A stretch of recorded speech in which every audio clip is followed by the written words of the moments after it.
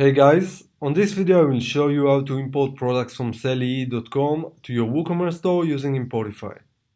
Okay, so the first thing we're going to do is to visit the SaleYee.com website and we're going to visit the product page we would like to import to our store.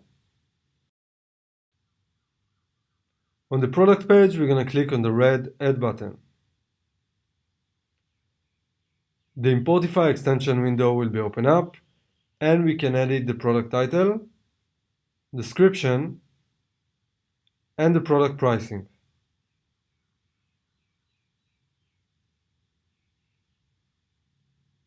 You can also set a collection for this product.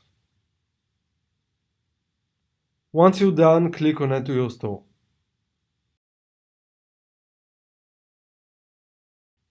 Click on the View link, and that's the imported product page at our WooCommerce store. That's it. Thank you for watching this video. Please make sure you subscribe for Importify YouTube channel for more dropshipping tips and Importify updates. See you next time.